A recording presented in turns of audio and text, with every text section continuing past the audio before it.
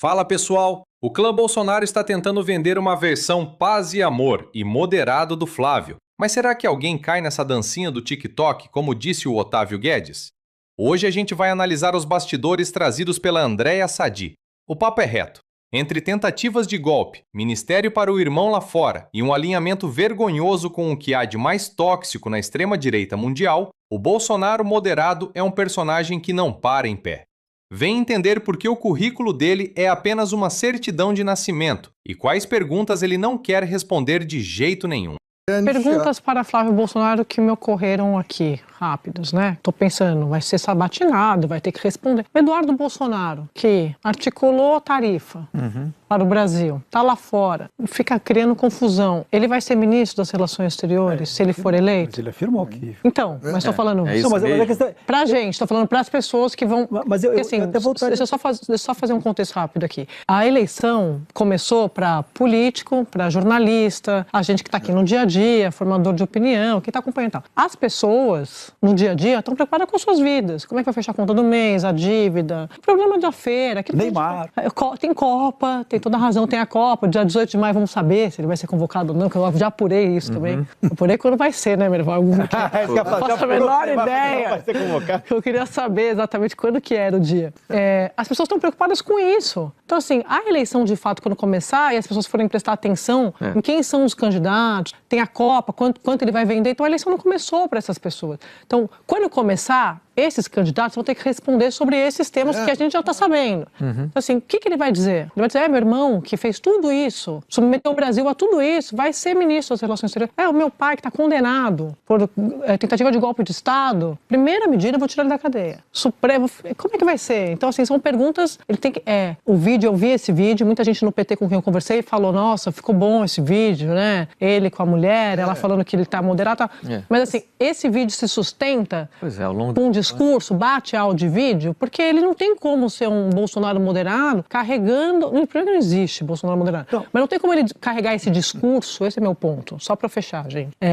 Carregando a bagagem do governo Bolsonaro. Então, assim, o que ele tem de diferente disso para apresentar? Eu só vejo, até aqui, esse projeto. Então, Sadi, coisa toda Bolsonaro moderno, coisas que, obviamente, não existe o Bolsonaro moderado. Não existe, quer dizer, a questão toda é quem ganhou a eleição de 2022? O Flávio Bolsonaro consegue responder essa pergunta sem pegar e fazer e tergiversar e falar, não, foi, mas não foi. Qual foi a participação do pai dele na tentativa, nas reuniões? O que o pai dele queria fazer nas reuniões que levou com os militares para apresentar uma tentativa de golpe? Quer dizer, são questões que vão ter que ser levadas para frente, porque não tem como você tentar ser presidente do Brasil sem conseguir ter um mínimo de responsabilidade com se vai ter eleições em 2030, porque essa é a pergunta quando a gente coloca alguém que não tem um compromisso com a democracia. E tem uma coisa que é um elemento que tem a ver com a minha seara também, que é o elemento internacional. Minha avó falou, o Flávio Bolsonaro se posiciona mais quando vai para fora do país e se posiciona ainda, e bem recentemente, muito alinhado com Donald Trump. Donald Trump, a cada dia que passa, vira um ativo mais tóxico para muitos dos seus aliados, da vida toda. É isso mesmo? Quer dizer, é o alinhamento total e absoluto, como tem acontecido com a Argentina, com Donald Trump, que vai nortear a política exterior de um eventual governo Flávio Bolsonaro? E sobre as semelhanças entre os dois candidatos, tem uma coisa interessante, né? Flávio Bolsonaro foi eleito deputado estadual pela primeira vez em 2003, começou seu mandato ali, e Lula começou também seu primeiro mandato como presidente em 2003. Então, me parece que aí também é uma janela para você olhar essa carreira de cada um e ver o que esse aqui já fez, o que esse aqui já fez. São perguntas que vão surgir. E, finalmente, uma pergunta que está no ar assim será que, de fato, ao longo da campanha toda, o candidato Lula não vai conseguir se beneficiar de nada dos números da economia, com desemprego baixo, inflação razoavelmente sob controle, investimentos e tudo mais? Porque é isso que tem acontecido até agora. Nada disso tem servido para melhorar a aprovação dele e tudo mais. Isso é bastante interessante. Bom, o que o Merval descreveu é um candidato com currículo e um com certidão de nascimento. O Lula tem currículo, goste ou não dele, é um currículo. Flávio Bolsonaro é de certidão de nascimento, está ali porque é filho. Não conheço projetos de lei de relevância do deputado Flávio Bolsonaro como deputado estadual e o trabalho dele como senador. E a campanha dele, né, que o Merval diz que é a não campanha, na verdade é uma campanha, só que é uma campanha para dança dos famosos. Eu só vejo ele fazer dancinha, vai no local e faz dancinha. E lá fora, escancara o bolsonarismo, né, na sua essência, né, dizendo que o irmão vai ser o ministro, etc, etc. Então, nesse vácuo, nesse silêncio, o que o Flávio tem feito é muita articulação nos estados, onde há em muitos estados um choque entre os bolsonaristas e o valdemaristas, vamos chamar assim, que é o PL do Centrão ali, como sempre.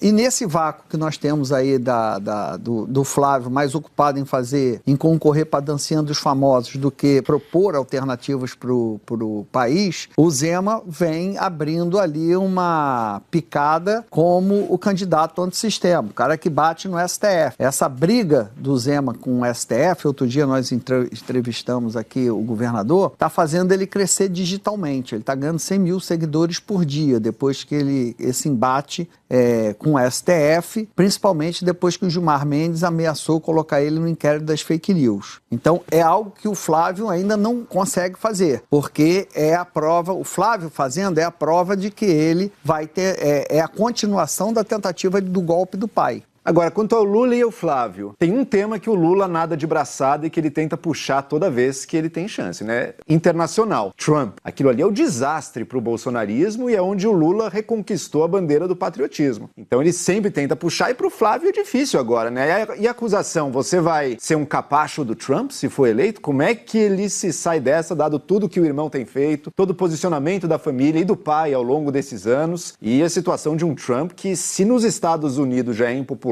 no resto do mundo, então, é criptonita, assim, né? Ninguém tá gostando muito do que o Trump tá fazendo. Então, esse é um tema que me parece que o Lula tem vantagem clara. O futuro do Flávio também não convence, porque quem é que disse que o futuro dele é diferente do passado do pai? Não há nenhuma indicação que isso vai acontecer. Então, pelo contrário, ele está incorporando todas as bandeiras do pai. Todas. A primeira coisa é a tal da anistia, para botar todo mundo solto. Então é isso. Gente, vamos falar a real? Essa tentativa de maquiar o Flávio Bolsonaro para a próxima eleição é um insulto à nossa inteligência. A Andréa Sadi foi certeira ao questionar se esse vídeo moderado dele com a esposa se sustenta na vida real. A resposta é um sonoro não.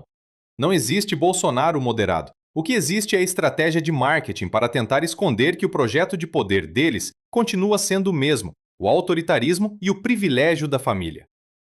As perguntas que não querem calar.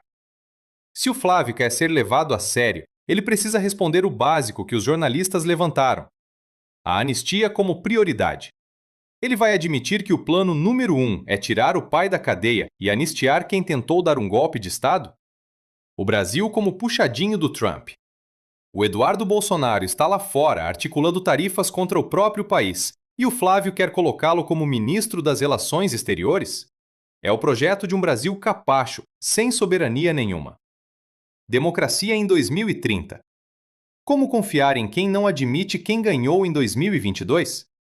Se ele ganhar, quem garante que teremos eleições depois? O Otávio Guedes matou a pau. De um lado, temos o Lula com currículo, com números reais de queda de desemprego e inflação controlada, embora a gente saiba que a batalha pela percepção popular ainda é dura. Do outro, temos o Flávio, que só tem a certidão de nascimento. Onde estão os projetos de lei relevantes? Onde está o trabalho parlamentar sério? O que vemos são dancinhas em redes sociais, enquanto, nos bastidores, ele articula o retorno de um sistema que quase destruiu o nosso pacto democrático.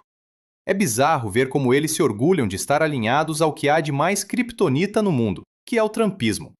Enquanto o mundo busca a estabilidade, o clã Bolsonaro quer importar o caos. O Lula reconquistou a bandeira do patriotismo real, aquele que defende o povo e a imagem do Brasil lá fora, enquanto o Flávio parece mais preocupado em garantir que o irmão continue fazendo confusão no exterior. Não se enganem com o tom de voz mais baixo ou com a falta de gritos nas redes. O futuro que o Flávio Bolsonaro propõe é apenas a reprise do passado desastroso do pai. É a mesma agenda de ódio ao STF, de flerte com o golpismo e de descaso com a economia real, aquela do saco de cimento e da feira que o povo tanto se preocupa. O Bolsonaro 2.0 é só o 1.0 com um filtro de Instagram. A gente precisa ficar de olho, porque a democracia não sobrevive a mais um teste desses.